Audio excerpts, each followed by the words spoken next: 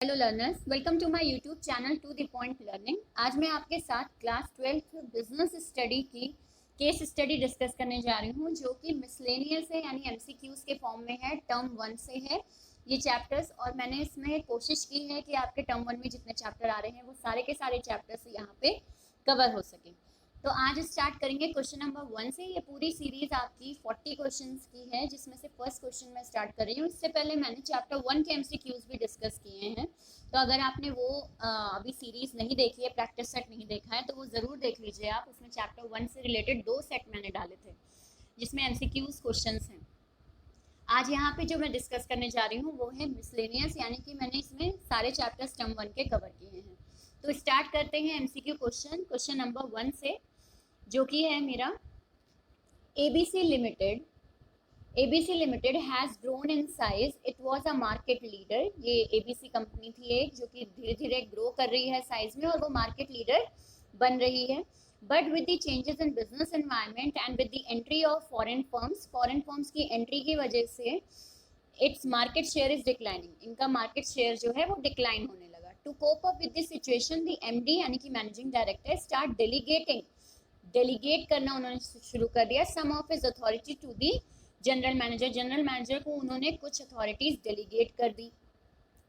इसके बाद आते हैं who also felt himself overburden. अब क्या हुआ कि जनरल मैनेजर खुद भी ओवरबर्डन फील करने लगा।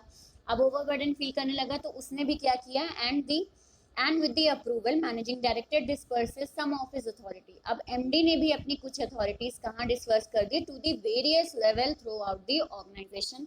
अलग अलग ऑर्गेनाइजेशंस लेवल पे उन्होंने भी अपनी अथॉरिटीज को डिस्ट्रीब्यूट कर दिया, क्योंकि वो ओवरबर्डन हो गए। अब आते हैं ऑप्शंस पे। यहाँ पे कौन से कॉन्सेप्ट की बात हो रही है, तो ऑप्शंस हमारे पास कोऑर्डिनेशन, तो कोऑर्डिनेशन नहीं है। डेलीगेशन भी नहीं हो रहा है, डेलीगेशन केवल एक लेवल पे होता है। आंसर आपका क्या होगा, डिसेंट्रलाइजेशन होगा। Decentralisation is the correct answer. क्यों होगा डिसेंट्रलाइजेशन, डेलीगेशन क्यों नहीं होगा, ये समझिएगा कि डेलीगेशन हमारा इसलिए नहीं होगा क्योंकि डेलीगेशन हम केवल एक लेवल पे करते हैं। डेलीगेशन का जो फंक्शन होता है वो केवल हम एक लेवल, एक डिपार्टमेंट में हमने किया, तो वो चीज़ हमने क्या की, वो किया हमने डेलीगेशन ऑफ अथॉरिटी। बट यहाँ पे क्या हो रहा है, यहाँ पे वेरियस लेवल पे आपकी अथॉरिटीज को डिस्पर्स किया गया है, इसलिए आंसर आपका डिसेंट्रलाइजेशन होगा। कई बच्चे ये डेलीगेशन देख के यहाँ ऑप्शन में डेलीगेशन मार्क कर सकते हैं, बट डेलीगेशन नहीं, यहाँ डिसेंट्रलाइजेशन आंसर होगा, क्योंकि हर लेवल पे हो रहा है काम।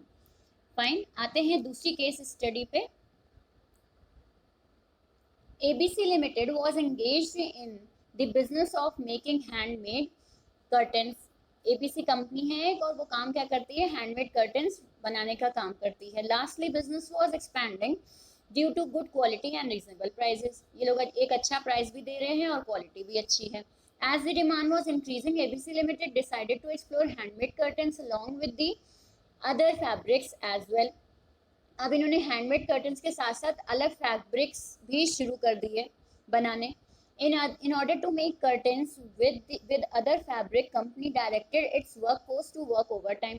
अब जब इन्होंने अदर फैब्रिक से भी कर्टन बनाना शुरू कर दिया, तो इन्होंने क्या किया, अपने वर्क फोर्स से कहा कि आप ओवर टाइम वर्क करिए। But this resulted in multiple problem, लेकिन उसकी वजह से कई सारी प्रॉब्लम्स अराइज होने लगी। Due to increase pressure the efficiency decline. अब प्रेशर इतना बढ़ गया कि एफिशिएंसी जो है उनके वर्कर्स की, यानी उनके वर्कर्स का जो काम है वो डिक्लाइन होने लगा। Workers had to take order from more than one superior. और परेशानी क्या आ रही थी कि इन्हें एक से ज़्यादा सुपीरियर से ऑर्डर रिसीव करने पड़ रहे थे। Workers were overburden and their health was also affected. अब हेल्थ भी खराब हो गई वर्कर्स की, और वो वर्कर्स ओवरबर्डन भी हो गए, ये भी यहाँ पे परेशानी आ गई। Gradually the quality of the product began to declining. और जो क्वालिटी है वो डिक्लाइन होना शुरू हो गई, क्योंकि वर्कर उतने मेहनत से काम नहीं कर रहे थे। And market share also went down. The company realise that they had implemented changes without waiting for the required infrastructure. गलती समझ में आई कंपनी को कि उन्होंने प्रॉपर इंफ्रास्ट्रक्चर नहीं बनाया और सारा काम शुरू कर दिया, तो ये प्रॉब्लम उन्हें लास्ट में रियलाइज हो गई। अब आते हैं क्वेश्चन पे कि क्या पूछा है। Identify which function of AOL, which principle of AOL referred in the above para। यहाँ पे किस प्रिंसिपल की बात हो रही है, या मैं कहूँ कौन सा प्रिंसिपल आपका फॉलो नहीं हो रहा है, तो यूनिटी ऑफ कमांड फॉलो नहीं हो रहा है, और इसका आपको आंसर मिल जाएगा। बहुत साफ साफ लाइन आपकी मेंशन है कि यहाँ पे कई सारे सुपीरियर से इनको आंसर रिसीव करने पड़ रहे थे, यानी workers were overburden decline from order from one superior, ठीक है, एक सुपीरियर से ज़्यादा इन्हें ऑर्डर रिसीव करने पड़ रहे थे।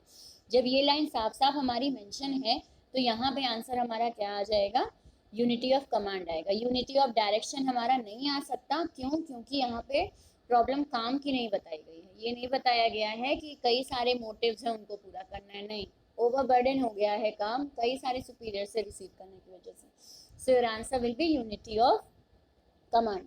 आते हैं अपने थर्ड क्वेश्चन पे। तो थर्ड क्वेश्चन देखते हैं। The IFB company is engaged in manufacturing dishwashers. The target of the organization is to manufacture 500 dishwashers. अब ये जो एक कंपनी है ये क्या करती है, ये डिशवॉशर बनाती है और इनको ऑर्गेनाइजेशन को टारगेट मिला कि 500 इनको डिशवॉशर्स एक दिन में बनाने हैं। There is an occupational specialisation, इनके यहाँ ऑक्यूपेशनल स्पेशलाइजेशन है, यानी इनके यहाँ काम बहुत ही अच्छे तरीके से स्पेशलाइज्ड वे में बटा हुआ है।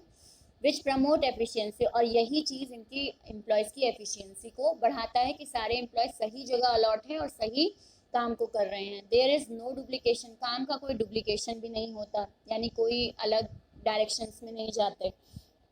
Identify the type of organisation, कौन सी ऑर्गेनाइजेशन का टाइप यहाँ पे फॉलो हो रहा है, तो बहुत साफ है कि यहाँ पे फंक्शनल फॉलो हो रहा है।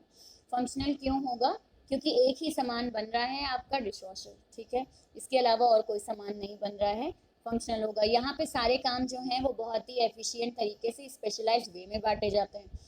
तो ये भी चीज़ आपकी किस में है, फंक्शनल ऑर्गेनाइजेशन के फायदे में ही है कि आपको ऑक्यूपेशनल स्पेशलाइजेशन मिलती है। So answer will be functional. Decentralisation, centralisation, यहाँ पे अथॉरिटी वगैरह की कोई बात नहीं हुई है, इसलिए उनमें से कोई आंसर नहीं हो सकता। देन डिस्कस करते हैं क्वेश्चन नंबर 4। क्वेश्चन नंबर 4 देखते हैं। Which of the following statement best define the technique of management, इनमें से कौन सी स्टेटमेंट है जो टेक्निक ऑफ मैनेजमेंट को सबसे बढ़िया डिफाइन कर रही है। It is a set of guidelines to take decisions and action. It is a procedure which involve a series of steps to be taken. There are general rules for behaviour of individuals. अब इसमें देखना शुरू करते हैं हम कि they are general rules for behaviour of individuals, तो ये नहीं होगी स्टेटमेंट। क्यों, यहाँ पे जनरल रूल्स नहीं बताए जाते। टेक्निक में हम जनरल रूल्स नहीं पढ़ते, बल्कि फेयर के प्रिंसिपल में हम जनरल रूल्स पढ़ते हैं। देन आते हैं, it is a set of guidelines to take decisions, decisions लेने की एक गाइडलाइंस यहाँ पे है। टेक्निक का मतलब तो नहीं, डिसीजंस लेने के लिए आपके प्रिंसिपल्स बने हैं मैनेजमेंट के, बोथ फेयल और टेलर की तरफ से, तो वो डिसीजन लेने में हेल्प करते हैं। It is a procedure which involve a series of steps to be taken, तो हाँ ये आपका आंसर होगा। क्यों होगा, यहाँ पे आप फंक्शनल फोरमैनशिप पढ़ते हो, आप वर्क स्टडी करते हो, जो आपको स्टेप बाय स्टेप काम आपको कैसे करना है उसका पूरा प्रोसीजर यहाँ समझाता है। तो अगर मैं एक डिफाइन करूँ कि आपका सही आंसर जो टेक्निक ऑफ मैनेजमेंट को यहाँ दिखा रहा है, तो वो क्या है, यहाँ पे आपके सारे के सारे स्टेप्स बाय स्टेप्स प्रोसीजर समझाए जाते हैं, तो वो चीज़ आपकी टेक्निक ऑफ मैनेजमेंट में आती है। अब डिस्कस करते हैं इस वीडियो का लास्ट क्वेश्चन, जो कि है आपका क्वेश्चन नंबर 5। इसके बाद इस वीडियो को वाइंड अप करेंगे। नेक्स्ट सीरीज में क्वेश्चन 6 से स्टार्ट करेंगे हम। The principle of management enhance the understanding of relationship between human resource, material resource of the for the achievement of the organisation.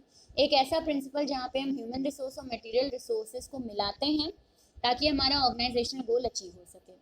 Identify the feature of the principle of, feature पूछा गया है, कौन से principal of management का ये feature है जिसकी बात यहाँ पे हो रही है। तो ऑप्शंस देखते हैं, cause and effect relationship, optimum utilisation of resources and effective administration, formed by practice and experiment, या फिर मैनली बिहेवियर। यहाँ पे एक बात की गई है कि आपका ऐसा कौन सा फीचर है जो कि ह्यूमन रिसोर्स और मटेरियल रिसोर्स के बीच तालमेल बैठाता है। तो यहाँ पे आंसर आपका है मैनली बिहेवियर। क्यों है मैनली बिहेवियर, क्योंकि यहाँ पे ह्यूमन रिसोर्स मेंशन है, ठीक है। Formed by practice and experiment की तो कोई बात नहीं हो रही है यहाँ पे। इफेक्ट रिलेशनशिप भी नहीं आ रहा है आपका, कॉज एंड इफेक्ट रिलेशनशिप भी नहीं है। Optimum utilisation of resources and effective administration, ये यहाँ पे नहीं आएगा क्योंकि इफेक्टिव एडमिनिस्ट्रेशन की बात नहीं की गई। यहाँ पे बात की गई relationship between human resource and material resource. तो मटेरियल रिसोर्स और ह्यूमन रिसोर्स कहाँ पे आपके मिलते हैं, तो वो मैनली बिहेवियर में मिलते हैं। So your answer will B D. तो आज के लिए इतना ही रखते हैं। आई होप आपको ये वीडियो हेल्पफुल रहा हो। अगर आपको वीडियो पसंद आया है, आपकी हेल्प हुई है चीज़ों को क्लियर होने में, तो एक लाइक का बटन ज़रूर क्लिक करिएगा। मेरे चैनल को अगर अभी तक सब्सक्राइब नहीं किया है तो सब्सक्राइब ज़रूर कर दीजिए और बेल आइकन पे क्लिक कर दीजिए ताकि लेटेस्ट नोटिफिकेशन आपको आते रहें और आपको चैप्टर्स इसी तरह क्लियर होते रहें। बाकी मेरे चैनल को अपने फ्रेंड्स के बीच शेयर भी ज़रूर करिएगा ताकि उनको भी टर्म 1 से रिलेटेड जितने टॉपिक्स हैं बिजनेस स्टडी के वो क्लियर हो सकें। So thank you and have a nice day.